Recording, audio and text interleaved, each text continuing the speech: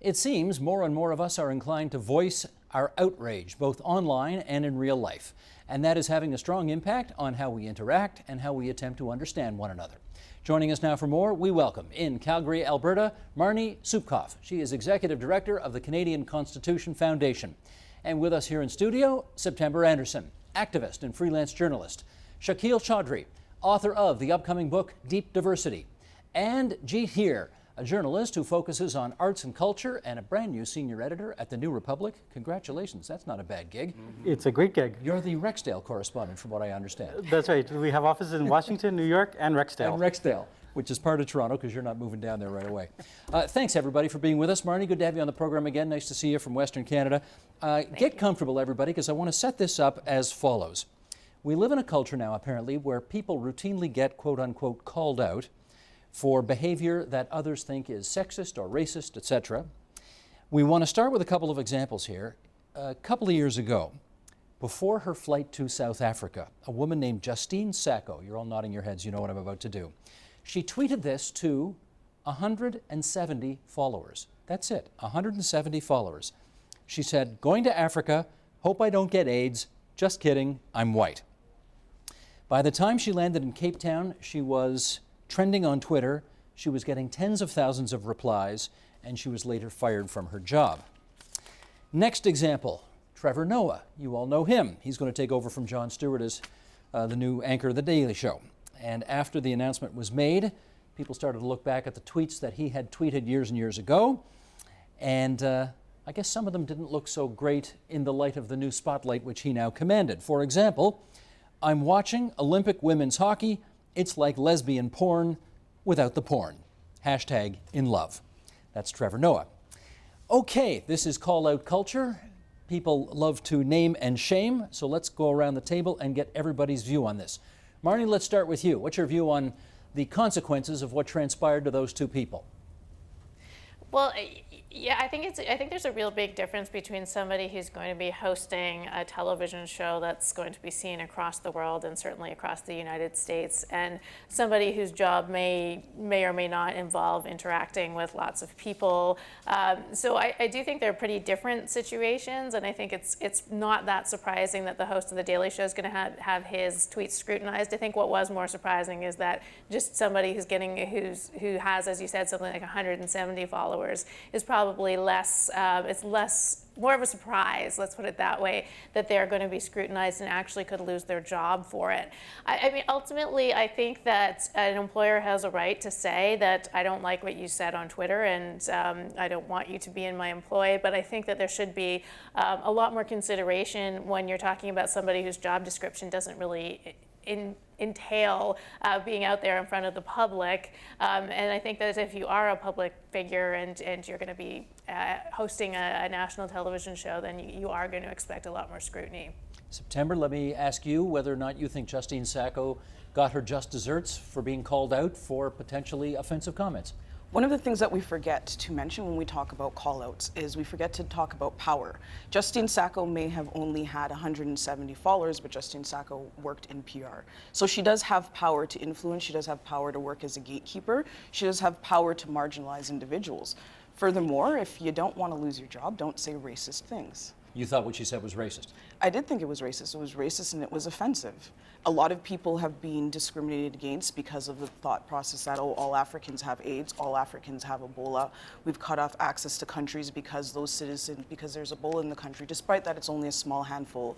And the people who have been excluded from the country are not allowed to travel, may never have even come in contact with that. So yes, these ideas, they tie in. They may occur on the individual or personal level, but they have wider, far-reaching structural, systemic repercussions. Shakil, she said, "Just kidding." Does that take her off the hook? No, it doesn't take her off the hook. So I agree with what September said. I would also like to say that, we should back up a little bit because we're talking about small cases. I work with people in organizations all the time, and generally, call-out culture really doesn't happen that frequently. It is, in fact, very infrequent. Jeet, what's your view on the way these two were called out?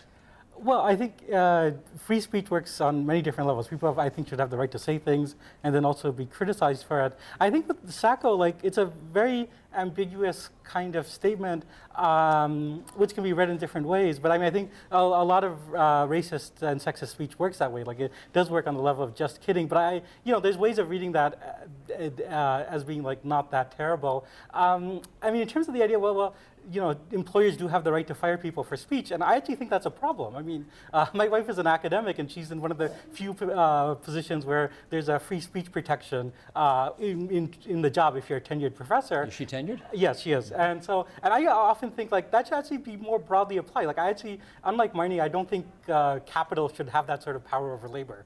So I mean, like, if people are doing like racist acts, or if there's like, that's one thing. But I mean, speech is more broad. And I think there's also a blurring of the line between private and public. And people often think that Twitter is a private space. What? Really? Well, I think someone like Sacco or like other people who say things on Twitter, there's often cases of somebody like putting a comment on Twitter and then it gets picked up by a newspaper and they're shocked. I'll give you an example of this. There's a woman in Dallas who put on Facebook, I don't think a woman should be president. And then the major Dallas newspaper did an article about this. This woman said this on Facebook, and then she got all sorts of comments. And I'm thinking, like, first of all, is this really newsworthy that someone says something idiotic on Facebook? I think that's like, that would be 95% of my relatives. Secondly, but I mean, it's also like a private person becomes public, and I think that, and also even hang on. When a private person becomes public when a private person says something stupid in a very public medium.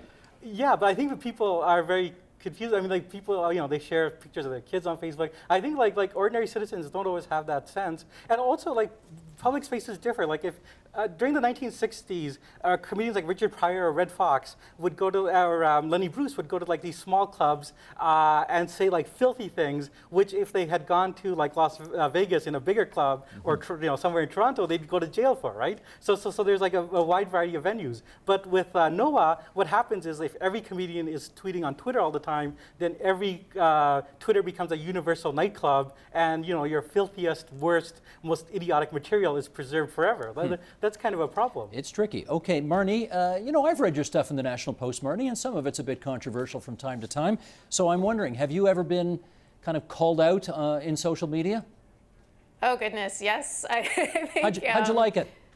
Not much. I'm very sensitive about it, and everyone always says to me, how can you be sensitive about it? Why would you write such controversial things if you don't want it to be criticized? But I'm still sensitive underneath. No, it can be a pretty painful experience. I'm not saying I'm not saying it's unwarranted. I think that especially if you are going to put out an opinion in the National Post, you have to be sort of willing to then take what you get, but it's not a pleasant feeling. And certainly, the more exposure you get, and the bigger the call out, the more it can be very inhibiting, and it actually can chill speech, I think, in the sense that the next time you go to write, if you are at all sensitive, you're going to be thinking about, well, do I want to get called out again? And to me, that's the part that is a little bit worrisome, because I do agree that what we don't want is to have a situation where people are just not speaking about these topics, or really watching what they say rather than being honest, because they're just so afraid of being called out, or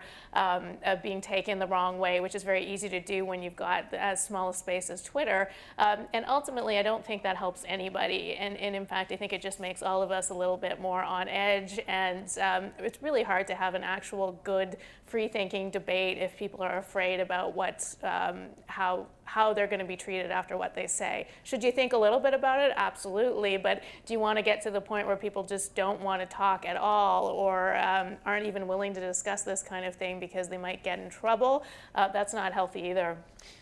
September, tell me what you believe the purpose of calling somebody out in social media would be. And by that we mean kind of a as a kind of carpet bombing in social media, or, going on a phone-in show on the radio, or, organizing this kind of dramatic, attacking of a person for taking a position that you think is offensive.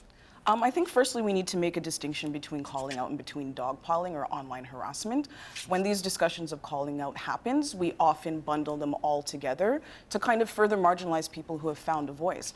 The beauty of social media is that people who are unaccredited or who don't have a National Post column or who are not a tenured professor have an opportunity, a position, and a platform to have their voices heard. But to answer your question, the purpose of the call out is many things. Sometimes when I'm calling somebody out, it's in hopes that they will correct their behavior or draw attention to something that they may have seen. Sometimes when I call somebody out, it has nothing to do with the person. It has to do with the people listening. It's an educational opportunity. It's an opportunity for an empowerment for other people. It's an opportunity for me to be able to look the oppressor in the eye and be able to say in a safe space, what you said bothered me and I think it's wrong. Not you are a scumbag. Okay, give me an example. Yes. So it's not you're not personally attacking them back. Yes. It's kind of, in your view, an educational moment? Is It's that an the idea? educational moment for the people listening to be able to deconstruct these things. So give me an example. Well, take an example of me. I was called out 3 days ago. I was having a discussion on Facebook. Bell Hooks, a feminist activist, made a comment about Laverne Cox, saying that her blonde hair was playing into whiteness. So I was having... Tell everybody who Laverne Cox is, because not everybody knows. Laverne Cox is a very famous transgender activist In a and big TV actress. show and all that, Yes, yes. Orange is the New Black. Right. And so the problem with the discussion was that I wanted to discuss it in a way where I was just looking at Laverne Cox as a black woman. However, I was reminded that while Laverne Cox is a black woman, Laverne Cox is also a trans person, and that I needed to be mindful of that, and that me discussing trans issues with no trans people present was problematic. So I've been called out before, and it was an opportunity not only for me, but the other people in the thread to be like, whoa, guys, you guys need to check your privilege. Do you feel that it was justified that you were called out on Yeah. that? It was completely justified. It was completely oppressive that I'm sitting here talking about people who I oppress. Yeah, it was warranted. I got called out for, I made a comment about Rob Ford and said, does he have any shirts that fit him? And a good friend called me out and said, you know what, if we're gonna criticize Rob Ford, we need to criticize him about his policies and his behaviors, that when you say that, other people who are fat, who are overweight are hearing that and they're feeling hurt. So you need to scale it back. So yeah, I've been called out before, and no, it doesn't feel good, and it's not supposed to feel good because it's not about me, it's about the people that I oppress, and I think that's what we're missing here. We're talking about the people who made it the out. They made the comment in the out. It was already out. Nobody called it out. It already existed in a public space, Got it. and people are addressing it. Let me put this on the record. This is from Freddie DeBoer, who is a professor at Purdue University, who wrote as follows. I have seen, with my own two eyes, a 19-year-old white woman, smart, well-meaning, passionate, literally run crying from a classroom because she was so ruthlessly browbeaten for using the word disabled. Not repeatedly, not with malice, not because of privilege. She used the word once and was excoriated for it. She never came back. What do we think of that? Gene. Well, I think part of the problem with this sort of discussion is that it often rests on like anecdotes. So you can find one example of something where... Yeah. Well, I don't know. I mean, I feel like, because my own experience is that, you know, the calling out is I mean, it can go in different ways, but I mean, there's a kind of productive calling out, and which is very useful. And like I've also been like called out for like some of the language I used. Again, with reference to Rob Ford, like, you know, like just talking about how some of the stuff he was doing seemed to me like crazy, and then someone, a friend, sort of challenged me on that, saying like, you know, like you're using language of mental health to talk about, you know, just a disgusting human being, and that's. So were they right to call you out on No, that? they were absolutely right. Yeah, yeah, and I have to like. I mean, and as a writer, I actually appreciate that people pay attention to words and think about words. And so now, can it go? Can you find instances where it goes too far, where it becomes personalized, and there's dogpiling, to use September's word? Yeah, you can. But I mean, like but I mean, that's not the whole of it. And I feel like there's a kind of a temptation, you know, on the sort of centrist part of the spectrum, center left and center right, to kind of, you know, like use the fear of political correctness to, like, you know, silence like marginalized voices that are articulating themselves, rather than try to listen to them. Shaquille, let me get you on this notion of naming and shaming and ostracizing and the value you think it has, if any. I think that there's value. So for example, and the response really is that it depends on the context and what the call out is. So for example, there was a hashtag that came up because of all the awful police shootings and black men being killed in the U.S., which was "If They Gun Me Down." And what it was this brilliant hashtag where all of these black people on Twitter basically said, okay, if I was shot by the police, would they use this picture of me being at a party or drinking or this kind of thing, or would they use my graduation photo?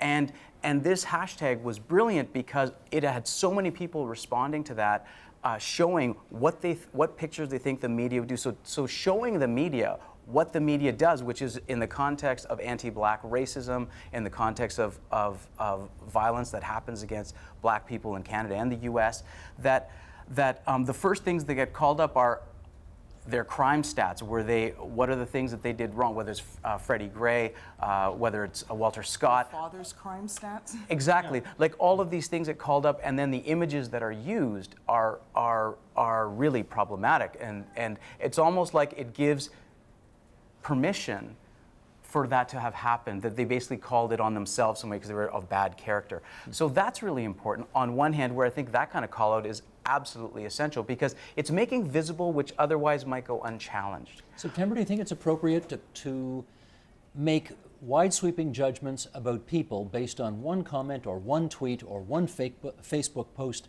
that they may make? No, I don't think it is, but I don't think that that's what the call-out is. And I think one of the challenges with the call-out is a lot of the pushback against it is very racist, it's very sexist, it's very ableist. It's all of these people in these... Sorry, ableist means? Ableist. Well, like Jeet was speaking about using the term crazy. Yes, for people with mental health issues, people with very differently abled people, disabled people. But the problem with the call-out that it begins to be that it's people who don't have, like I said, who don't have columns in TV shows and all of these acts, they don't have a voice. And it's the people who do have a voice tamping them down and silencing them. A lot of this discussion, we keep talking about the victimized. We keep recasting the people who have done the victimizing as if they were the victims. We're not talking about the people that they're hurting. We're not talking about the connections. These racist thoughts, they become racist policies. They become people having unequal access to healthcare, people getting over-policed. We're not talking about the wider, larger issues. So if I call you out for making a racist comment, I'm drawing attention to these wider, larger issues. And I think we need to focus on that. Marnie, let me get your view on an example that was pretty strong in the headlines not too long ago. The former CEO of Mozilla lost his job, forced to step down after it was revealed that he had donated money to an anti-gay marriage campaign in the state of California. Are we in a situation now where there are some positions that are just so taboo to take, you're not allowed to disagree with them anymore, and you're going to face the consequences regardless? Yeah, I think we are. I mean, that's a good example. And I think the reactions to it, I think there are sort of two different questions. I mean, there's a question of whether you think that was sort of a just and good thing to happen, and there's a question of whether people should have the right to do it. And I think, so I have different feelings on both of those. I mean, obviously, Jeet apparently disagrees with me, but I do think it is fair for an employer or for anybody to make a decision and say, I don't actually want that person in my employ because they're holding this position or they've said this thing. But on the other hand, do I think it's a healthy situation where if you take the wrong position or the wrong political view, or you say something that offends somebody else, that could really be the end of your entire career, even if it really is sort of not indicative of your value as a person or your contributions professionally. I'm not thrilled with that situation. So I don't want to see a law against it, anything like that, which I think just perpetuates the kind of chill on speech in its own different way. But I do think it's a problem, and I do think that it's not healthy when we're in a situation where you can actually really be completely destroyed for holding a view that is, that is not the popular view, but is not actually, as Jeet said, there is a difference between speech and actions, and I feel like we're sort of losing that distinction a little bit. And I think you do want the broadest possible debate and speech that you can have, and that you should make a real distinction between what people do and what they're allowed to say. And it's going to be really hard to actually convince people that you are right, or that good values should exist if you're not going to allow them to voice the opposite ones and actually sort of have that conflict conflict with the truth that John Stuart Mill talked about. Having said that, Jade, when did we become a society where you were entitled never to be offended? Well, I think we've always been a society like that. I think that there is a kind of a false kind of view that this is a recent thing of social media. You know, I mean, Marnie correctly mentioned John Stuart Mill, but if you go back to reading, you know, the classic liberal theorist Tocqueville and Mill, it's all about the tyranny of the majority and the tyranny of public opinion. And in the 19th century, Mill talked about Mrs. Grundy. She's the sort of social force that, you know, you can't say things that Mrs. Grundy would get upset about. And at that point, it was like anything, you know, sort of sexual or anything. So there's always, I mean, public opinion exists and it sets parameters. I mean, one can go back forward to things like McCarthyism, where if you held, you know, certain political positions. I was a colleague with Marnie at the National Post in the early days after 9/11, and if you voiced opinions that, you know, the war in Iraq is a disaster, believe me, you were not very popular. And Well, we seem to have moved from "I disagree with you" to "that offends me, you can't say that." I think that I think that with the 9/11 example, the Dixie Chicks were like silenced. There was like, you know, their careers were seriously damaged because they opposed the war in Iraq. And, Well, no, and I think a lot of silencing. They did more than that. They insulted the president in public at a concert, Well, which apparently yeah. you're not supposed to do. Well, you're not supposed to do, but exactly. And I think In that, Texas, anyway. And there's also like whose voices, you know, get to even be heard, because I mean, at that point at the National Post, I think I was the only one that was opposed to the war in Iraq, and as the only person of color, well, virtually the only person of color, as far as I can remember at the paper. So I mean, you already have a system where certain opinions, as September mentioned, you know, get highlighted, that have a voice, and that in itself creates a, you know, a chilling effect. I mean, in fact, I find the whole idea of a chilling effect kind of interesting, like almost wrong-headed, because what we're not seeing is a chilling of speech. We're seeing more speech. We're seeing more voices come to the fore in places like Twitter and Facebook, and we're seeing a greater diversity of voices, certainly a greater diversity of voices than I've seen in the mainstream media. September, you want to come back on that? Yes, well, one of the things that I wanted to say when we're talking about people losing their jobs, et cetera, for saying these things, and we make it seem like it's a modern issue, but I'm remembering when Jesse Jackson ran for president and he made an unfortunate comment when he didn't know that his microphone was on, and his presidential run was completely done. Was this when he referred to New York City as Hymietown? Yes. Okay. Yeah. Wasn't sure if I could say it on TV. Well. But you know what I mean, and his career was done. So this call-out is not, it's not odd, it's not new. Even when Marnie was speaking, if you write a column and people disagree with you, people write counter columns. If you work in an academic sphere and you write an essay or, you know what I mean, a thesis or something that people don't agree with, there's a counter. What makes the call-out any difference? That these are counter voices who are speaking. And even when Jeet said he spoke about the majority, when the call-out happens, these are not the people who are in the majority. They're still very much in the minority numerically and minoritized in terms of access to power. That's what I want to speak more about. We're talking about power here, and we're talking about doing things that hurt other people, not that hurt people's feelings. We keep saying offend. It's not that you've offended me. It's that you are marginalizing me. It's that you are oppressing me, and I would like you to stop, and I'm showing you how you misstep. Well, will you allow for the possibility that one person's offense is another person, you know, how did you describe it? Marginalization? Yes. I mean, I don't know, Shaquille, what do you think about this? Because, you know, what marginalizes you, just to me, I'm just giving an example here, maybe just offends, but I don't mean to marginalize, you know? Maybe you need to be offended. I think what it is actually that kind of perspective comes from, represents discomfort. It actually represents the fact that in mainstream culture, the mainstream is starting to feel a little bit uncomfortable with some of the challenges that are happening. So I agree with Jeet here that there's actually more voices at the table. And those more voices at the table is what's actually making the conversation less than what we normally would anticipate. Well, you keep saying there's more voices at the table, and I hear from other people who say, yeah, but those more voices are shutting down my voice because suddenly what I used to be allowed to say I can't say anymore because too many of these new voices at the table think it's offensive. But that's the argument. Loss of power. It's a bunch of people saying that I used to be able to say crazy, and I used to be able to say the N-word, and I used to be able to do all of these things, and now I can't do that. That's not necessarily a bad thing. The fact that you can't say all the things that you used to say isn't necessarily a bad thing. Being unable to be a bigot, being unable to be racist, being unable to be a misogynist, it's unfortunate that you're unable to do that, but that's not a bad thing. Well, do you allow for the possibility that not everybody everybody agrees on what's considered racist or misogynist or bigoted. I allow that not everybody agrees. However, there are certain people who can't. It's like we get into a fight, I kick you in the private parts, you tell me it hurts and for me to stop, and I tell you it doesn't hurt. I can't tell you it doesn't hurt. So you have certain voices saying, well, that's not racist, who really can't say. No, but go back to John Stuart Mill. Your liberty ends at the tip of, your fist at the tip of my nose, right? You're not allowed to touch me. No, but to take a concrete example, like, I mean, these things are always contested, right? Well, it's not innately obvious what is racist and what is sexist. It's always a subject to debate. And we have, I mean, if you read, Dickens's Oliver Twist, like, to me, it's pretty obvious that Shylock, this, murderous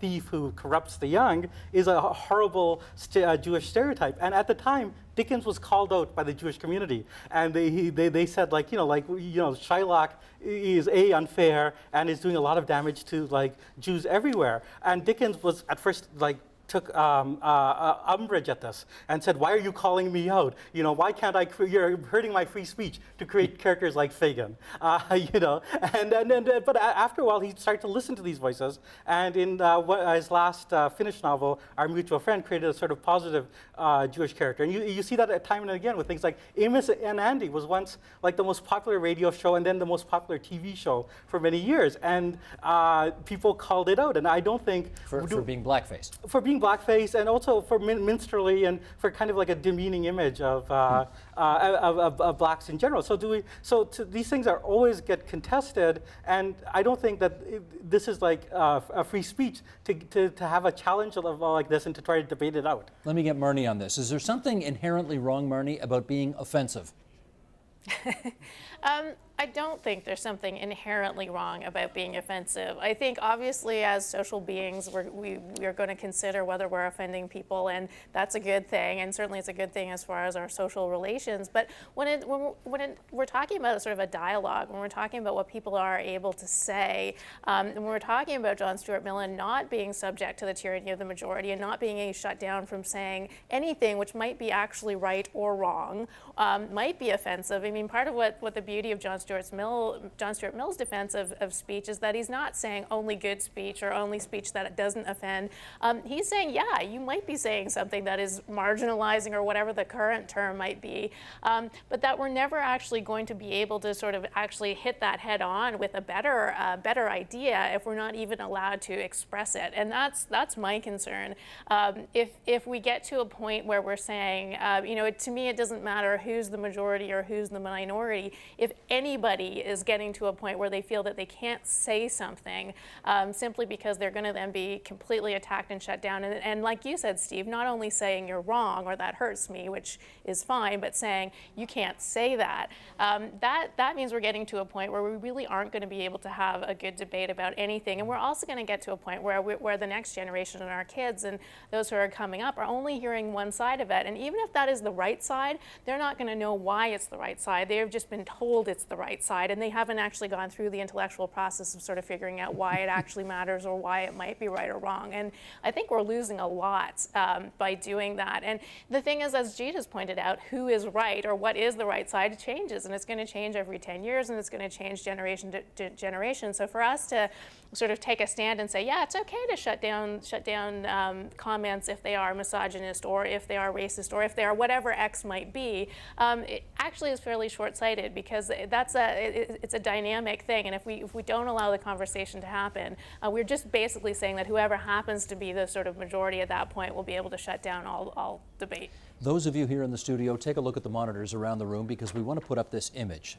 Noah Richler in the Toronto Star wrote a piece called "Before the CBC is Saved, There Must Be Catastrophe." And a reader wrote in an email that the image you're looking at now was disrespectful, offensive, and racist. And here was the comment: "Am I seeing tiny black people holding on to what could be taken as watermelons as large waves assault them? Given the tragedy of Hurricane Katrina, the number of African Americans who lost their lives and their homes, it is shocking that this drawing would be used." That's what, now this is a Rorschach test obviously, but that's what somebody saw. Now, September, does somebody have a right to be offended and have that interpretation of that picture? Or are other people allowed to say to them, your interpretation is just wrong. That's allowed to happen, and it does happen. This is one of the things that Marnie's saying that gets me confused, is that if I say that I'm offended, please stop, that people just stop. That's not what happens. This is the real world. These discussions are still very much going to happen. If I say, and I've seen people say, this is offensive, blah, blah, blah, blah, blah, and I've stepped in, or this is racist, I've been like, well, you know what? This is my interpretation. We're not shutting things down. Okay, wait, you saw that image. Did Yeah. you see what that emailer saw? When I looked at it, I didn't see it, but after I read the explanation, I'm like, I guess you could see that. I don't think that's what was depicted. I don't think that it was any of those things. We're discussing it right now. Jeet, do you see, well, I should ask you, what do you see here? Well, yeah, I don't see that image at all. But I mean, people always, this interpretation is never a fixed thing. There's, you know, if anybody who's ever taught Jonathan Swift's A Modest Proposal will know that there are some students who read that and think that Jonathan Swift is actually calling for the eating of Irish babies. People get the interpretation wrong, right? On like very basic things, but which means that you have speech to try to like figure it out. But I don't think the fact that somebody can get a wrong interpretation or be offended for the wrong reason just means that we should have dialogue. It doesn't mean No, but that do we have to respect that interpretation? Well, it depends on what sort of teacher you are. I think I think a good teacher always like tries to start from the student's point of view and then tries to build on that. I mean, like, people. Well, I mean, what does respect mean? It's like, do you want to engage in a dialogue with that person or not? You can say, well, that interpretation is so completely wrong. You know, like I don't want to want talk to you anymore. I don't want to talk about it. But how does that further free speech? Okay, Shaquille, you know, you could, I'm reasonably sure, I can't swear to this, but I'm reasonably sure that whoever drew that cartoon did not intend for the viewer to take the interpretation that this was tiny black people holding onto the CBC logo and evocative of Hurricane Katrina and you know, a slam against the African American community. I'm pretty sure that was not the case. Is intent enough? What about impact? Some people obviously took the impact of that picture in a different way. So what's prime here? Intent or impact? Both things have an important place to be. You can't have it both ways. You've got to pick. We can always have it both ways. Yes. Actually, I think that's one of the primary things, is that we're always put into this false dichotomy of having to choose this or that. I mean, the reality is that life is never this or that. It's this and that. And so getting rid of the but or the or is actually really important. So in that particular thing, that image, I, of course, can see what the person's seeing. That is not at all where it came from for me. But let's pick a different image. If there was a different image, and there were many images that have been in the past that we've looked at, or artwork or things like that that generally was never accepted as problematic, but someone saw something. Now, over time, we started unearthing that and saying, hey, this pattern actually occurs, and there's actually a problem here. This is actually racist, or this is actually sexist, and we've never actually analyzed it. In this particular case, that one, I can see what they're saying, is not what occurs to me, and I wouldn't take action on that, but I'd be willing to hear someone out about it and go, okay, that's not what I see. I doubt that's what the intent was. But the impact is also important, because sometimes there's a lot of things that are said and done.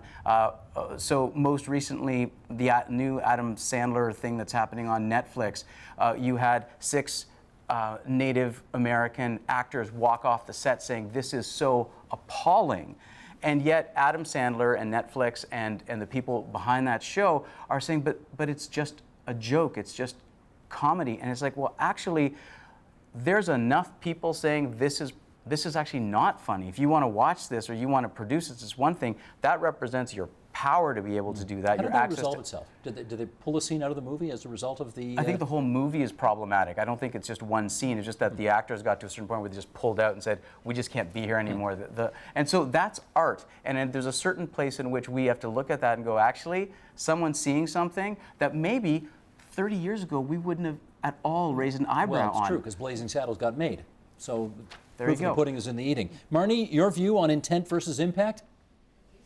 I mean, as I think intent is really, really important, and for me, if I am looking at speech or art, I think I'm probably most interested in that. I'm not saying impact is completely irrelevant. Obviously, it is relevant. Particularly, sometimes someone could be fairly clueless in the way that they're communicating, and they may have had one intent and just been unaware of some impact. So, yeah, I mean, is it reasonable to sort of point out something that maybe the person who intended something else didn't think of, but a lot of people would see? Then sure, why not? If it's sort of one bizarre kind of interpretation that is going to occur to 1 in a million people, I'm probably not going to be very worried about it. I'm not saying that 1 in a million person can't go on Twitter and point it out or write their letter to the editor, sure, but I'm hoping that that doesn't become, just because one person, if there's an effect that is really pretty minor and pretty unusual, I'm hoping that's not going to be a factor in actually having someone listen and say, okay, then we can't use that picture, because that would be a pretty limiting precedent. Okay, with a few minutes to go here, let's do one more quote. This is Jamel Bowie, African-American writer for Slate magazine, who wrote last December, "You can punish social transgressions and in doing so affirm the values that are missing from so much of the digital and analog worlds. The problem, unfortunately, is that this doesn't give you a material win. It doesn't ameliorate any actual injustice, and it might in the end harm efforts to make change. If outrage stands in for activism, if we're focused on the moral temperature of internet individuals, then we're distracted from the collective action and collective institution building that makes real reform possible." September, what do you think? In terms of that discussion, so much is getting lost in this issue of the call-out culture. So much is getting, you know what I mean? Once again, it's marginalized people stepping forward and taking a voice. It's people who don't have a Slate platform. It's all of these other things. And call-out culture does have a purpose and a value and its place in activism. It serves to educate. That's what it does. It educates and empowers people to have a voice. And I don't see why that's problematic, and especially in a democratic society such as this one. Jeet, your thoughts on that comment? Well, Jamel is a friend, but and I have some sympathy for that, because I'm a historical materialist, and I do actually believe that, What's a historical materialist? it's a politically correct way of saying Marxist. I'm so glad I asked. Did you know what he meant when he said it? I didn't know either. Okay, go ahead. So I mean, I do believe that, I mean, ultimately what matters are real social forces and going out into the real world. But, the nature of reality changes. People are now organizing online. A lot of the activism in places like Ferguson and Baltimore has happened through Twitter. Like, I was initially very skeptical of all this, of hashtag activism. I couldn't imagine Gandhi or Martin Luther King fighting what they did by creating hashtags. But, this is the world that we live in. This is how people communicate. And so I think that Jamel is wrong in trying to make a division between actual social activism and organizing online. Shaquille, is outrage a stand-in for real, genuine activism?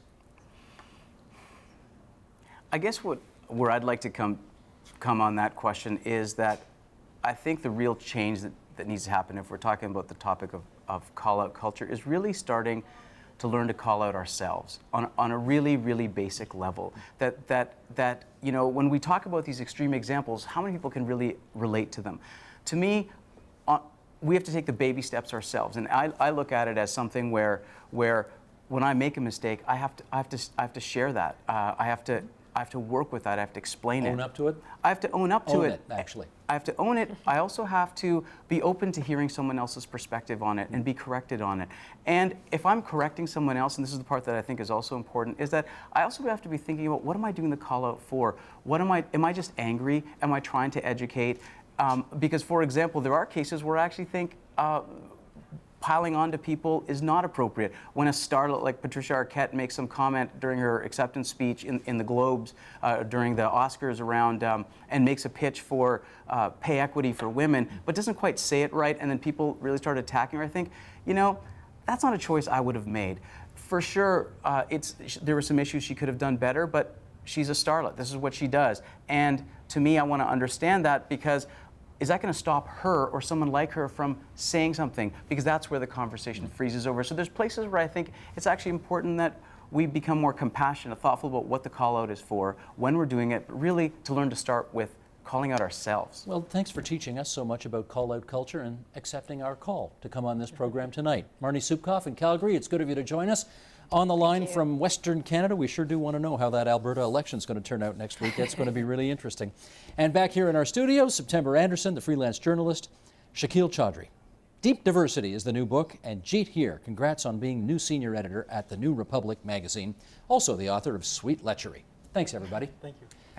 Help TVO create a better world through the power of learning. Visit supporttvo.org and make a tax-deductible donation today.